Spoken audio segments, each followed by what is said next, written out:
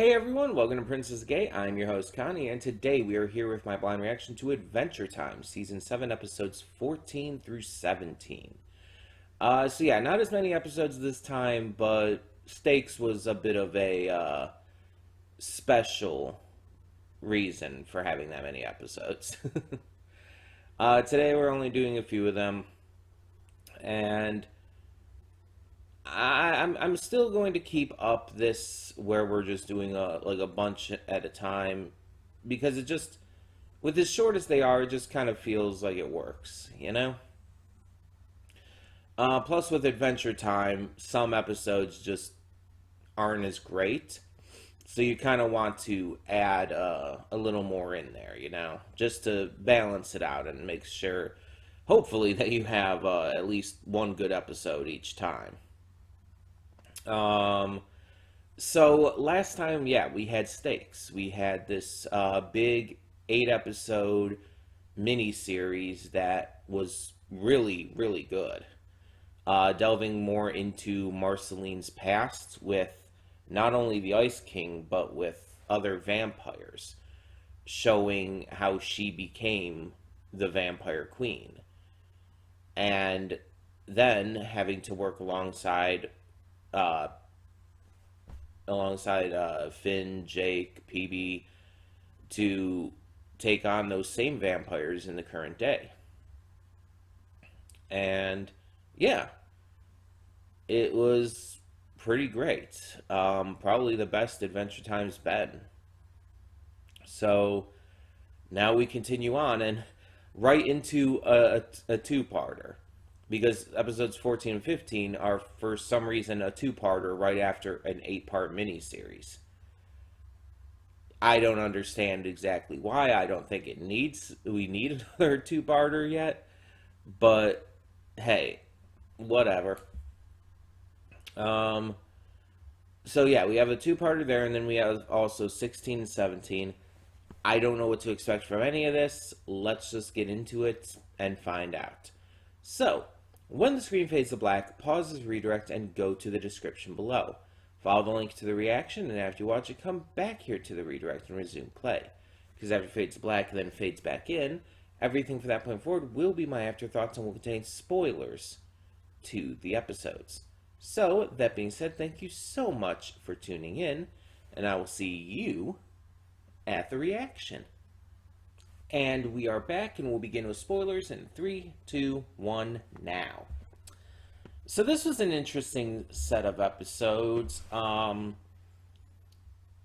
With the first two being a two-parter, it's kind of basically the equivalent of 4 episodes here, or 3 instead of 4. Let's go over them. I'm gonna just go over 14 and 15 together as one. The more you mow, the mo you know. Say that 10 times fast. So BMO, Finn, and Jake get a visit from a Mo that is claiming to be Mo, the creator of all the Mo's. And BMO is sent on a special mission to the factory. But it's soon made clear while they're at the factory that things are not what they seem. BMO is sent down a hole into a compactor that is clearly meant to kill BMO. But instead, they manage to survive and end up meeting Almo, which is a combined compaction of most of the other BMOs who were sent by AMO down there. And BMO soon learns that the Mo that is back at the house is AMO, the original Mo. The first Mo ever created, who was created to receive love and felt that they haven't been receiving love.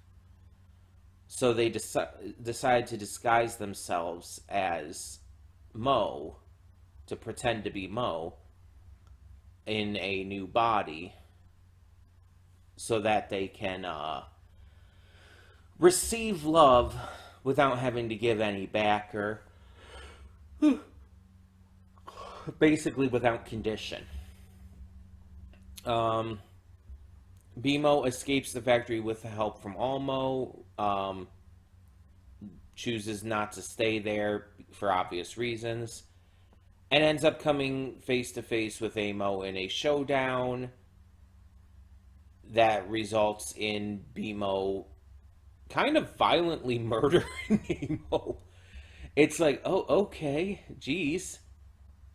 Granted, Amo was clearly unstable and was a legitimate threat, having attacked Nepter, Finn, and Jake, knocking them out. Could have possibly progressed further into killing them, if necessary.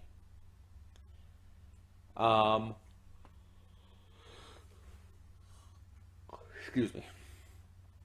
But BMO is kind of figuring out like what it means to be like grown up in this, and I mean, I think saving your friends from almost certain death is pretty grown up. It was actually a surprisingly dark and intense story. We find out that the original Mo has died, and that his dying wish was to send his memory banks into space, but that Amo refused it because they never felt loved enough by Mo. And it's just like, Jesus. That alone. But then again, also the death at the end, it's like, oh my goodness. It's like, technically 2 characters died in this, even though one died prior to the events of it.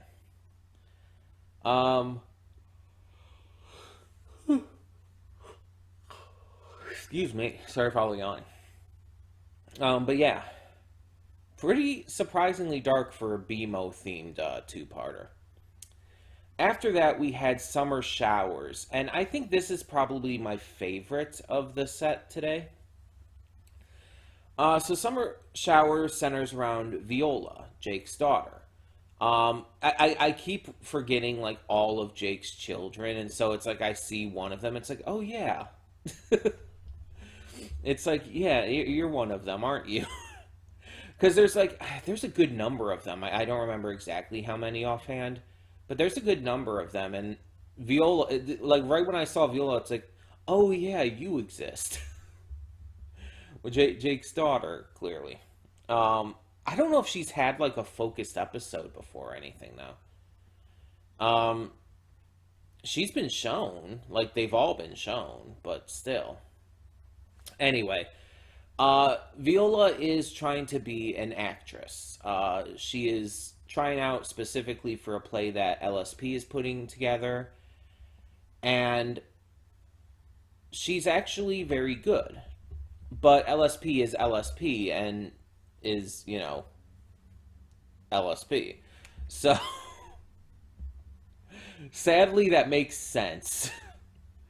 So, she doesn't want to put Viola in the play. She doesn't think she's good enough. So, Tree Trunks is cast instead of her in the place of the lead. And a lot of the play has, or a lot of the episode has, Viola reduced to being the assistant to LSP, with LSP just being progressively more and more terrible. So when Tree Trunks bows out of the performance, LSP's like, oh, I'm going to take over instead of giving it to someone who, would actually deserve it and be good in the role, like, Viola. So Viola's like, you know what, fuck this, and teleports LSP away to the Ice King's castle, of all places, too. It's like, I like his reaction. He's like, wait, is this real? Are you actually here? What's going on? He seems more confused than anything. um, so LSP has to make her way back while the play is going on. We see Viola performing, and of course she's great. She's fantastic. And the play goes off really well. LSP ends up arriving later into it, but decides not to interrupt because, as we find out later, she just thinks that the raindrops on the coat and everything were well done. All right, sure. Um, but in the end, it's like Viola got to have her time in the spotlight, and Jake throughout this episode, and especially at the end here, is just excessively supportive the entire time. Like when at the end, Viola tells him that she wasn't really the actress originally, that she only took over at the end, right before the play was set to begin, and that originally she was just like, set helping with the set and everything, and the costumes and the raindrops or special effects as it's put. He's just like super supportive, and he's like, "Oh, you were awesome. That's great." And they just go into this loop of like, "I love you," and it's just like, this is just wholesome as fuck. This is just super fucking cute. It's a Jake. I don't think has like the best relationship with all of his kids. So seeing him and Viola just loving each other so like blatantly is really nice to see. It's great to see, and even as he admits he hasn't necessarily been the best father, but they still show just immense love for each other and extremely immense support for each other. It's just super wholesome and great to watch, and it was a really cute episode with some really fun moments. Um, though Mr. Pig losing his mind over there being a kissing scene uh, was a little silly. It's acting. If Tree Trunks like kiss the guy, it doesn't mean anything. It's acting. Mr. Pig might be a little bit of a jealous husband here, and that's not always, the best. It can be kind of toxic at times. Um, but yeah, it was very fun. It was a very fun episode. The last episode here was another BMO one. We actually had technically three BMO episodes in pretty short succession. So Angel Face has BMO wanting to do this, role play as a cowboy bounty hunter to take down Finn, who is dressed up as this criminal. Um, in order to get Jake to be the horse, BMO tempts him with these special sentient sandwiches that are, I guess, just made with living ingredients, like tomatoes and eggs and stuff that are they just have faces. They're technically alive, which makes it kind of fucking weird. But Adventure Time, I guess. Um, and the sandwiches, all they are omelets, like cheddar omelets with ketchup. Which the ketchup is a no for me. Like ketchup on eggs is a big no for me. That's just gross. Um, but like having an omelet served as a sandwich, it's like it's not like a terrible idea. It's just a little weird. Usually, if I like make an omelet, I just eat it as an omelet with like a fork. I don't usually put it on bread to make a sandwich. Again, there's nothing wrong with that, but it's just a little weird, maybe. Um, but yeah, really the only issue with the sandwich for me was the ketchup. Everything else sounded great. Um, but yeah, I guess that's just something I still have to get used to with this series. That characters are going to die and living things will be consumed. So they end up doing this. Jake ends up being a horse, and BMO is using the spurs to, well, spur him on. Which, as I said in the reaction, I don't like that. Like, I'm not like the biggest animal rights person or anything, but people like cowboys in the past and everything, and just people in general using spurs on horses is really kind of fucked up. It's like you are actively hurting these horses to make them move faster or to make them move forward or anything. It's like, that's just fucked up. Spurs hurt horses. They are not pleasant at all. It's like, that's just so cruel. Like, again, I'm not the biggest animal rights person, but that's just actively cruel. Um they end up getting followed by another bounty hunter who ends up passing them by and going further than them somehow. Um, and eventually, the other bounty hunter captures Finn, who again is pretending to be this outlaw. BMO and Jake catch up and eventually see what's going on and have to fight to save Finn. The bounty hunter is revealed to be Meow, who we haven't seen since season 3, and who has had quite a bit of a growth spurt. Meow has it out for Finn and Jake, and so was at the treehouse originally to kill them. But after seeing BMO riding the Jake horse away, has decided to follow that lead instead. It all comes down to this like kind of like action scene where they're fighting and all. And in the end, our heroes win and Meow is defeated. It's a silly episode.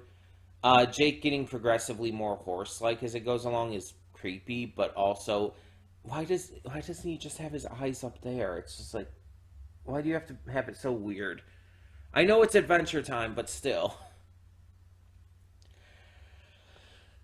It's just really fucking weird seeing just the entirety of his face on the muzzle of the horse, you know?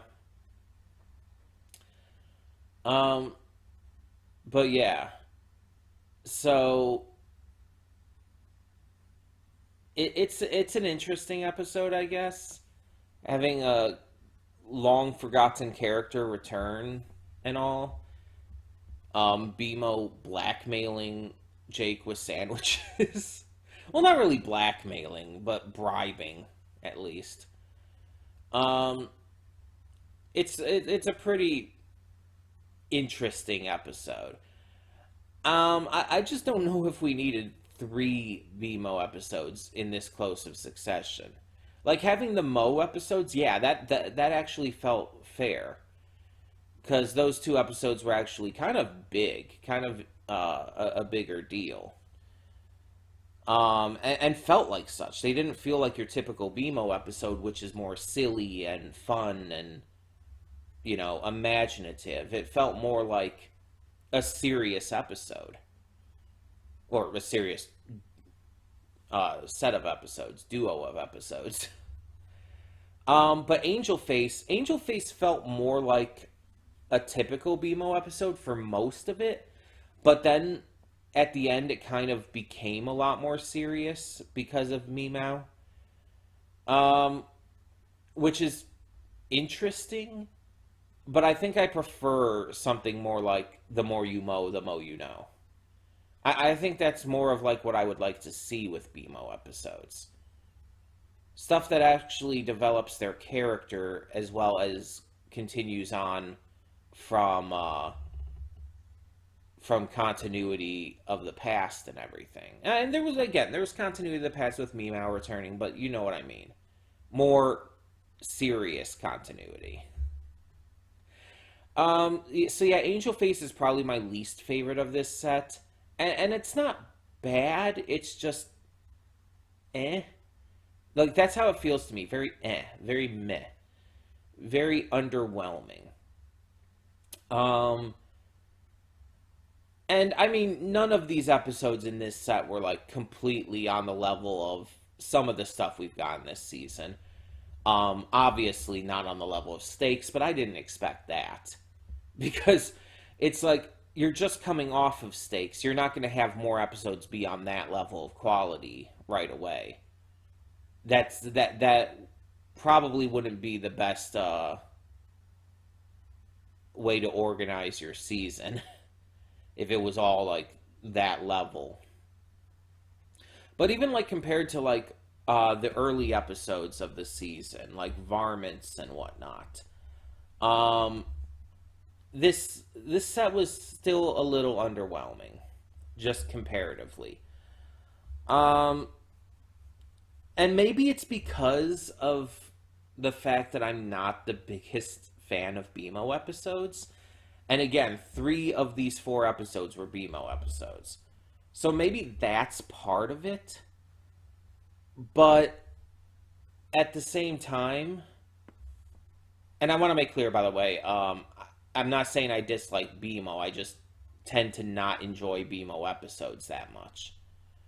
Um, but at the same time, I think the episodes just in general didn't quite hit as well as they could have. Again, they weren't bad. None of them were bad. There are some bad episodes in this show. None of these 4 I would consider bad.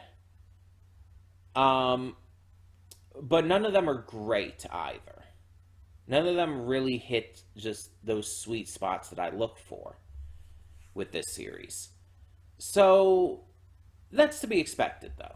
Like I've said, um, not every episode in this season or just series in general is going to hit it for me. Not every episode is going to be a big win. And sometimes I'm going to have even some sets of episodes that just don't work as well. They just don't quite hit it. So, yeah. That's just how it's going to be. And I understand that, and I'm okay with that. Because when we do get the really good episodes, those are the episodes that are going to stand out a lot more. So, all of this being said, tell me in the comments below, what did you think of these episodes of Adventure Time Season 7? And for now, I'm Connie and I'm signing off. See y'all next time.